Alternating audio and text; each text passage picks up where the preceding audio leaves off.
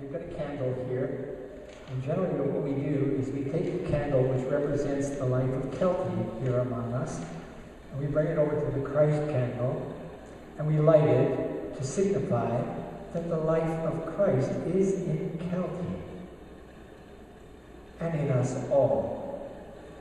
Sometimes we are fully aware of it, sometimes we are unaware of it, but the light shines and the darkness cannot put it out. All of my life, maybe because I was an immigrant child, I've been an observer of the world around me. In all the places in Canada where I've lived, I have watched. And one of the things I have seen is little children playing. And little children playing give me great hope. Now I've noticed something, that at the age of 2, it does not matter if a child is a boy or a girl. It does not matter if the child is black, yellow, red, or white. It does not matter if the child is from India, from Pakistan, from South America, from Canada, or any place in the world. Every 2-year-old child that I have watched in the streets of our country has got something that strikes me as important to us all. Have you seen 2-year-olds walking down the street? It's almost impossible for them to not hippity-hoppity. It's almost impossible for a 2-year child not to splash in a puddle. There is a tremendous energy in a child which is called, from my point of view, the energy of life. Now, some of you who know me well recognize that there's a 2-year-old alive and well in me. I, too, find it very, very joyful to let my body express its feelings as I walk along the streets of our country. I believe that the children in our world ought to be our primary motive for being the best human beings that we can possibly be. The best moms and dads, the best grandmas and grandpas, aunties and uncles, brothers and sisters, all of our relations, as the Cree people say, that we strive to do well. Now, what I would like you to be clear of is that children have the capacity to inspire us, to encourage us by their youthful energy, by their creativity. But when we are grown up, we also have opportunity to inspire children. Children are not necessarily going to learn about life by the lectures we give them and the rules we put on them. Children are going to learn about life by the example that we set as grown-up people. Our kindness will inspire them. Our generosity will inspire them. Our patience will inspire them. Therefore, we struggle to be the best adult persons that we can be. That's one of the primary messages of the Christian church through history. Be the best that you can be, and in doing so, you will be a gift to the world. Now, in the church, we take old literature. We take the Bible, which is a collection of letters and stories and history, and we review it. We use it to give us a perspective on our own experience.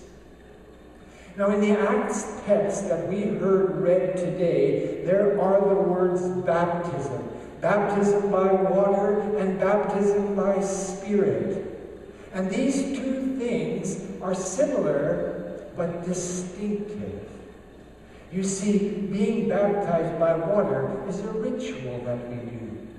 But being baptized by the Spirit is when that ritual gets inside of us, takes root, and begins to grow as the manifestation of our trust in the goodness of God.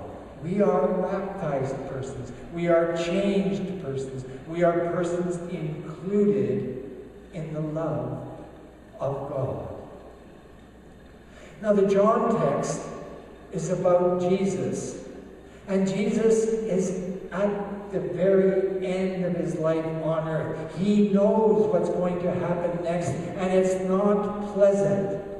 But before this happens, he wants to leave a word with those who have been following him for several years along the way of life. And that word that Jesus wants to plant deep in them is that true faith does not consist in religious doctrine. True faith does not consist in religious ritual.